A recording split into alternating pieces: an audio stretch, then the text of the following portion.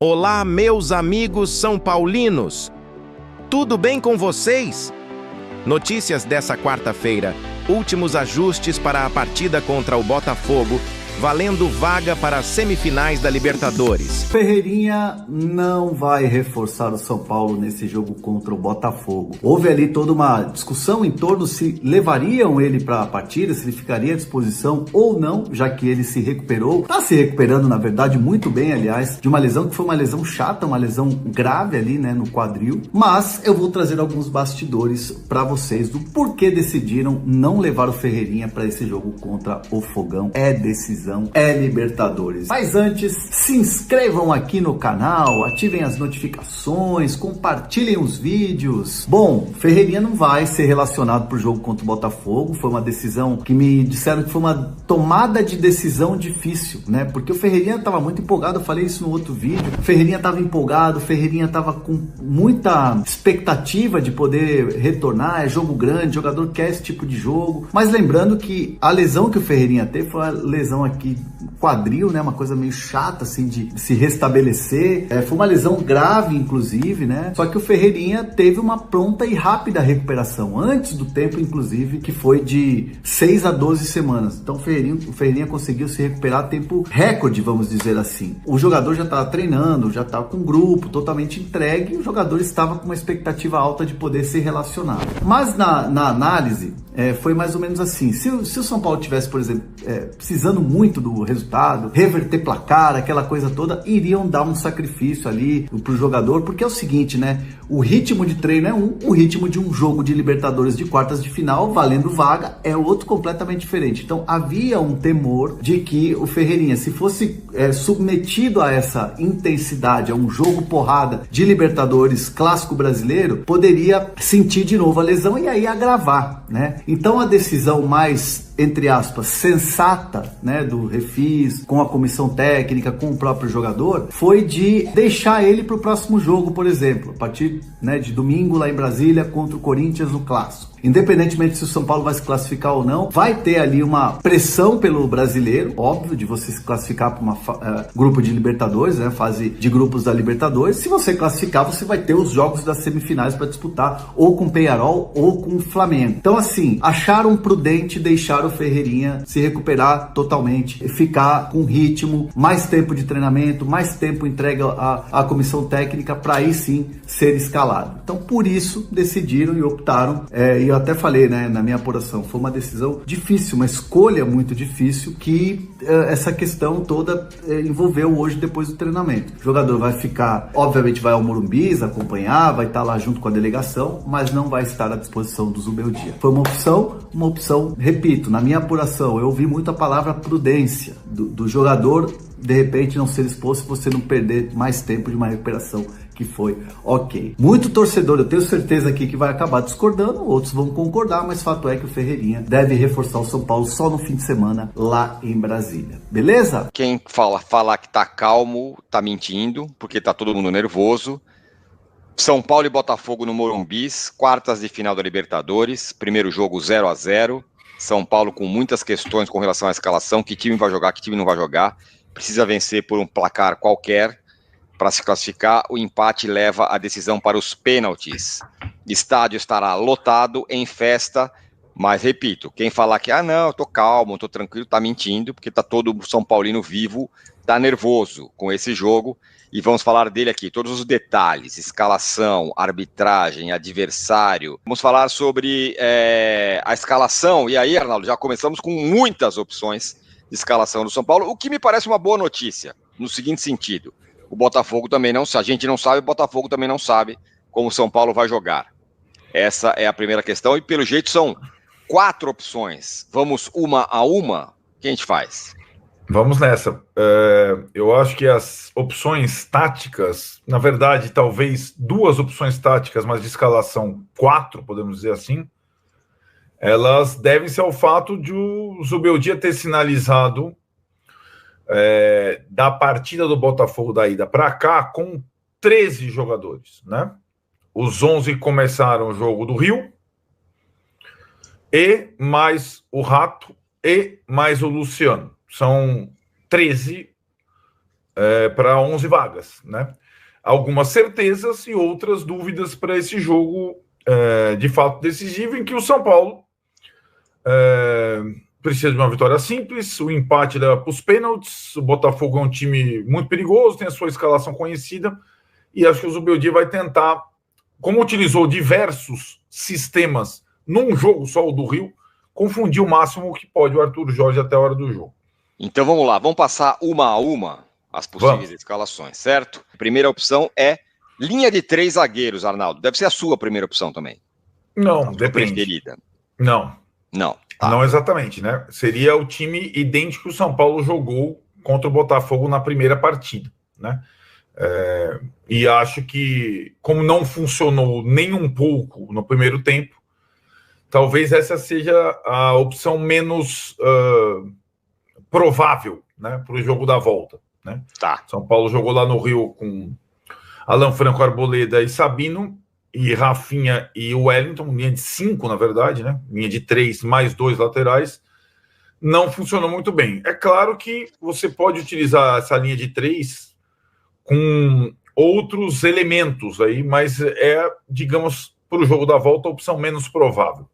Então tá, a opção menos provável seria a que começou o jogo contra o Botafogo no primeiro tempo, foi aquele amasso, o São Paulo não tomou gol, ficou 0-0, mas foi um massacre. Lembrando que essa formação também iniciou o segundo tempo, já numa disposição um pouco diferente, sem substituição, isso.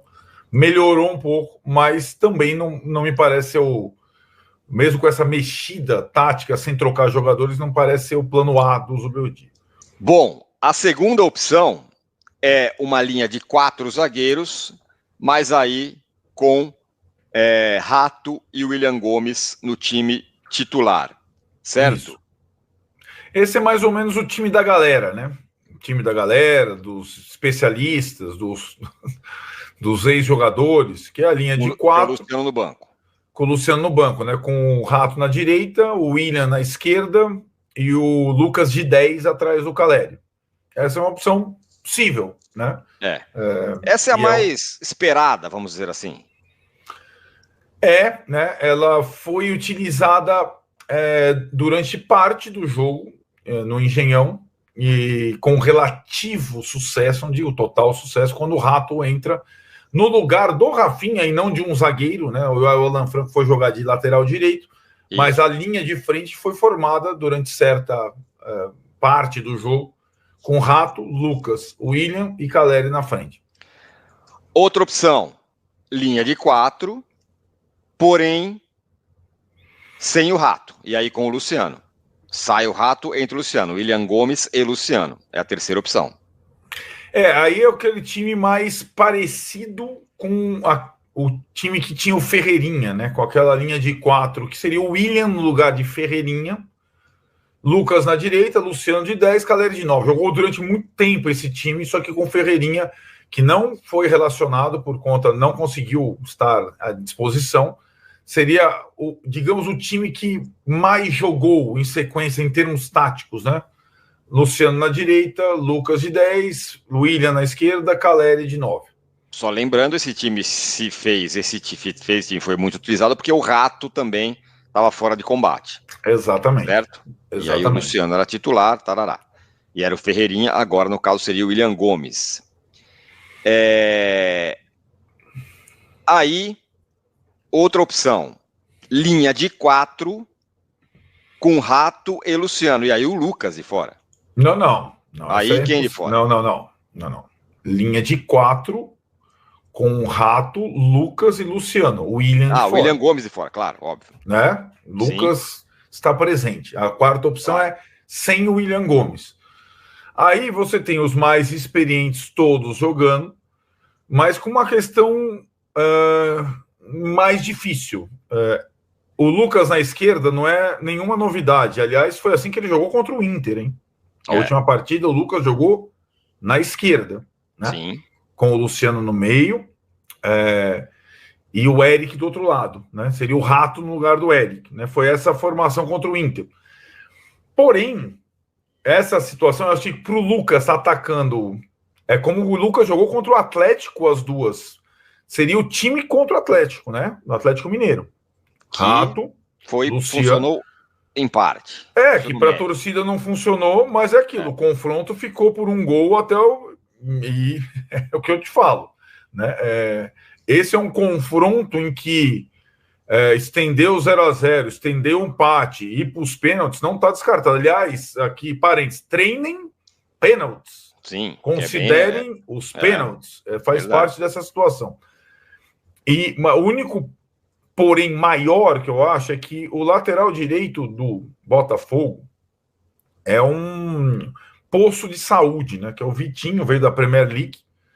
Então o Lucas teria, se jogar em cima do Vitinho, que acompanhá-lo na volta. Aí, porque senão Vitinho e Luiz Henrique farão o que fizeram com o Wellington lá no Newton Santos. 2 contra 1 toda hora, né? Uhum.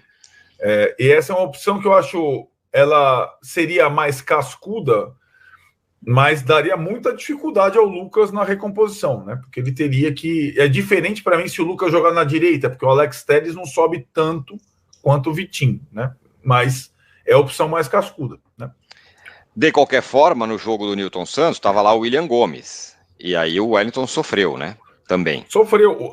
O melhor São Paulo no jogo do Newton Santos teve a seguinte linha de frente, linha de frente.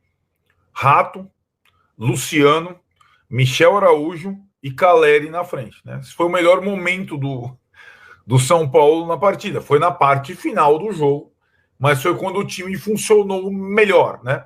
Mas isso é uma questão já para o segundo tempo e tudo mais. É um jogo de xadrez. Acho que o Botafogo tem as suas virtudes muito claras, tem um time titular agora muito definido. E aí o Zubeldia acho que vai ter... Ele reservou 13 jogadores, né? Eu não acredito que um 14º entre na parada, né? Poderia ser o Michel Araújo, Marcos Antônio, Santiago Longo. Eu não acredito em nenhum desses, em mais um, né? Eu acho que vai ficar entre esses 13 ele definir a melhor formação para iniciar. Qual é a opção você prefere que o São Paulo jogue? Quer palpitar a sua, Arnaldo? Ou a que você acha que vai jogar? Puta, olha, eu acho... Cara, eu acho que vai jogar a formação do Atlético Mineiro.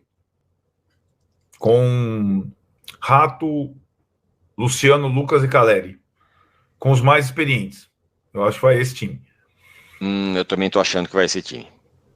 Também e aí o William Gomes, nosso parceiro, ficaria no banco. Mas eu acho é uma questão, né? É uma questão. Eu também imagino que seja isso. Bom, o São Paulo tem essas 4 opções, o Botafogo não tem muita surpresa, né? Vai com a tropa de choque e vamos em frente. É o time titular que começou jogando no Newton Santos. 5 jogadores preservados contra o Fluminense, não começaram jogando. Arthur Jorge poupou meio time. Então vai a tropa de choque, sem desfalques. Que o time é forte a beça, veremos. Exato. Árbitro da partida, Arnaldo. Gringo, né? Como tem sido em toda a Libertadores. É o Darío Herrera, é argentino, na ida foi uruguaio. Darío Herrera é um árbitro experiente, tem 39 anos.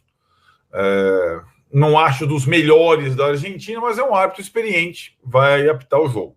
Hora de falar sobre o São Paulo, com a expectativa de recorde de público e renda para a partida dessa quarta-feira contra o Botafogo no Morumbis. Jogo da volta das quartas de final da Libertadores e o São Paulo só precisa de qualquer vitória para passar a próxima fase, tudo por causa do 0-0 no jogo de ida. Já são mais de 52 mil ingressos vendidos e vários torcedores do São Paulo têm me procurado para perguntar onde é que eles adquirem os ingressos. A carga que ainda resta está disponível apenas para donos de cadeiras cativas, que têm o direito de usar ou não o espaço. É por conta disso que o São Paulo está convencido de que baterá os 60.082 torcedores que estabelecem um novo recorde da temporada atual no confronto contra o Nacional do Uruguai no jogo de volta das das oitavas de final da Libertadores, perdão.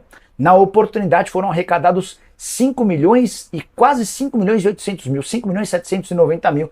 A expectativa do São Paulo é de um público superior a 60 mil pessoas e com uma arrecadação mais próxima dos 7 milhões de reais. Tricolor que em 2024 já ultrapassou a barreira de 1 milhão e 100 mil torcedores nos jogos como mandante. No ano passado, R$1,5 milhão de reais. A média desse ano é melhor do que a do ano passado. Também o São Paulo acredita ser capaz de ultrapassar esse R$1,5 milhão de reais de torcedor, R$1,5 milhão de reais não, R$1,5 milhão de torcedores ao longo de toda a temporada. Se você gostou, deixe seu like, compartilhe com amigos e se inscreva no canal.